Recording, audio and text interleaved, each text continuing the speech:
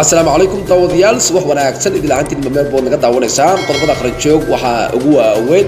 ra'iisul wasaaraha Soomaaliya Xasan Cali Khayre oo ku sugan magaalada Dhuusmareeb ayaa lagu wadaa in maanta uu gaaro magaalada Gaalkacyo xarunta gobolka Mudug ashinka ka keenay magaalada Saaye ciyaalkan madaxtooyada fariistay xamar gudoomiyaha xisbiga mucaaradka Injineer Faysal Cali Waraabe oo shirjiraad ku qabtay shalay magaalada Hargeysa ayaa kaga hadlay arrimo badan oo xasaasi ah waxaana kamid ahaa safarkii madaxweyne Muuse Biixi uu ku tagay dalkaasi Gini madaxweynaha maamulka dowladda deegaanka Soomaalida Itoobiya Mustafa Maxamuud Cagjar oo sheegay inuu ku faraxsan yahay in Soomaaliland ay aqoonsi hesho iyo wasiirka arrimaha gudaha federaalka iyo dib u heshiisiinta oo soo saaray qodobo xasaasi ah maamulka Jubbaland loogu dalbanayo inay ku dabaqdo doorashada la filayo in dhawaan ay ka dhacdo Kismaayo iyo dowladda Soomaaliya oo xiriirka u jari doonto dalal kale oo la macaamula Soomaaliland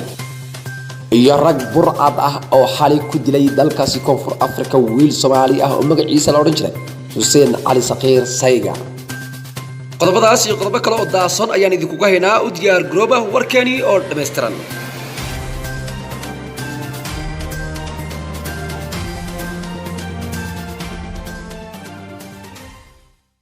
odayaasha qiimaha iyo qaayaha lahow marka la isku soo naqad haboon aan ku bilowno ra'iisul wasaaraha Soomaaliya Xasan Cali Khayre ku sugan magaalada Dhuusmareeb ayaa lagu wadaa inuu maanta gaaro magaalada Gaalkacyo xarunta gobolka Mudug wasiirka arrimaha dibadda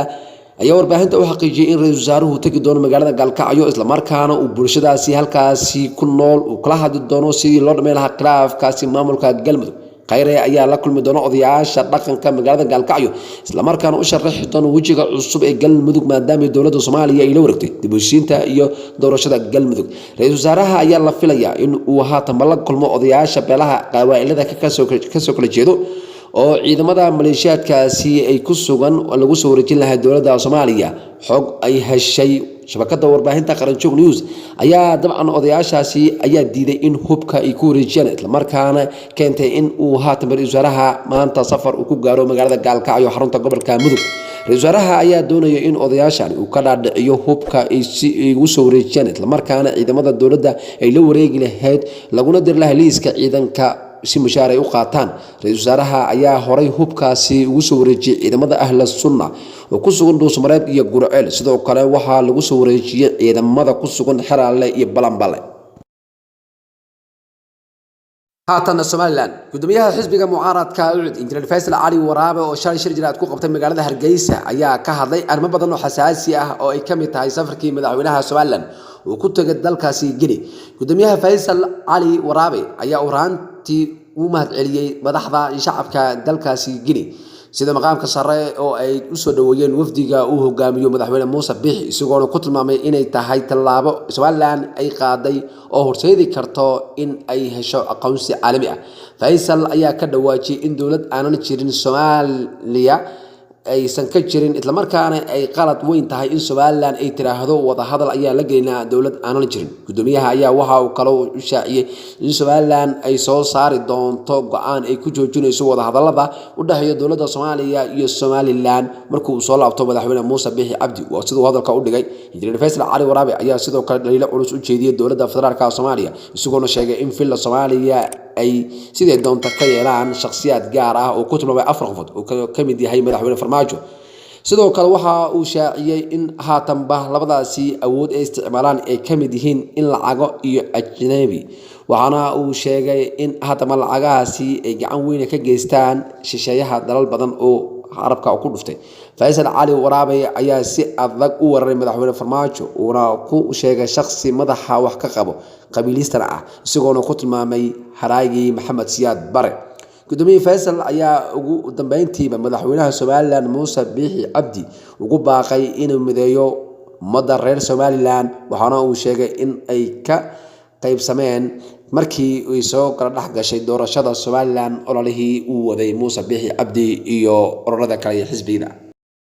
haatan jigjiga madaxweynaha maamulka dowladda deegaanka Soomaalida Itoobiya mudane Mustafa Maxamuud Cagjar ayaa ka hadlay safarkii madaxweynaha Soomaaliland uu ku tagay wadanka Gini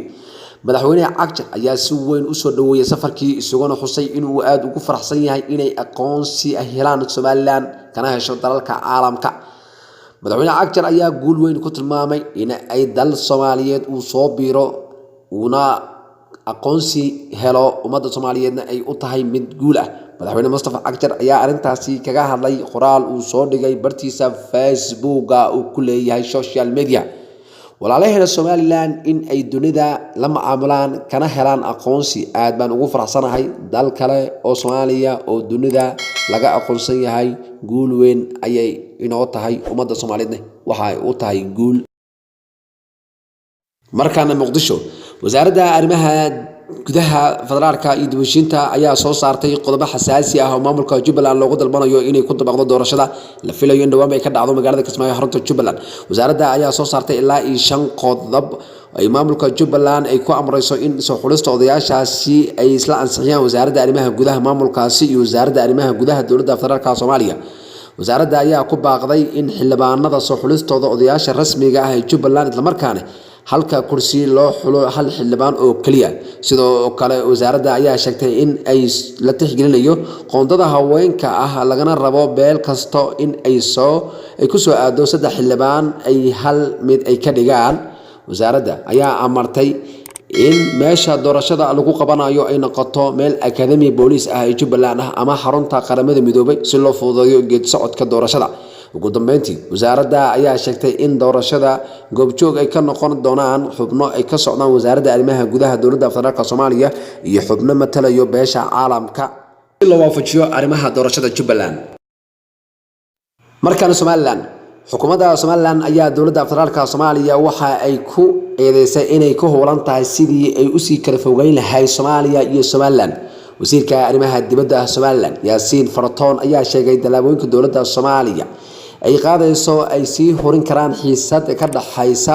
oo ay ka dhalan karta cadaawad hor leh oo hog mugdi ah ku sii ridaysa ku soo dhawaashaha dambe ay Somaliland iyo Soomaaliya. wasiir Faratoon ayaa sidoo kale waxa uu sheegay inay jiraan talaabooyin badan oo haatan dowladda federaalka Soomaaliya ay ku go'doominayso Somaliland midaasna ay ku tilmaameen in ay sii fogeynayso Somaliland kana mid noqonayso dhibaatooyinka hor leh ee ku go'doominayso dowladda Soomaaliya. Faratoon ayaa waxa uu kale ku dhawaajiyay in dowladda federaalka ay xiriirka u jari doonto dalal kale oo Somaliland la yeelanayso macaamiil fiican haddii ay sii joogtayso habdhaqankaani uu ku sheegay inay yihiin aragti gaaban aan loo fiirsanin. dowladda federaalka Soomaaliya ayaa maalintii Khamiista ah si rasmi ah ugu shaacisay gib ahaanba inay xiriirka u jartay dowladda Guinea kadib markii ay si maamuus ay u soo dhaweysay madaxweynaha Somaliland oo haatan booqasho ku joogo dalkaasi. markaana South Africa rag burcad hubaysan ayaa xalay dilay wiil Soomaali ah oo lagu magacaabi jiray Hussein Ali Saqiir Sayga. dilkani ayaa waxa la sheegay inuu ka dhacay deegaanka lagu magacaabo Naas ee ka tirsan gobolka Mpumalanga ee dalkaasi Koonfur Afrika. goobjooga ayaa inoo sheegay in marxuumka rasaas lagu furay rag hubracad ahna ay doonayeen in ay ka qaataan mobile uu sitay kadib markii salaada cishaha oo masjidka ku soo dugtay doonayna in uu salaada markii uu soo dhameystay uu ka soo baxo. jaaliyadda Soomaaliyeed ee ku dhaqan gobolka Mpumalanga ee dalkaasi Koonfur Afrika ayaa isku diyaarinayo in ay aasaan marxuumka iyagoo oo booliiskaas dalkaasi ay goobta ay soo gaareen aysan jirin cid ay u qabteen dilka marxuumkaasi. Soomaali fara badan iyo ajaanib ah ayaa sanad waliba lagu dilaa magaalooyinka dabcan iyo deegaano ka tirsan gobolka dabcan Mpumalanga iyo guud ahaan dalka Koonfur Afrika. waxaana intaasi badan dilkaasi geysta burcad u dhalatay dalkaasi oo dhac iyo hanti boob iyo dilba u geystay ajaanibta iyo Soomaalida. inta noogu idlaaday wararkii u dambeeyay amuraha Soomaaliya iyo caalamka wararka lamida intaan ku wada kulmi doono waxaan idinkaga tagnaa salaamu alaykum wa rahmatullahi wa barakaatuh.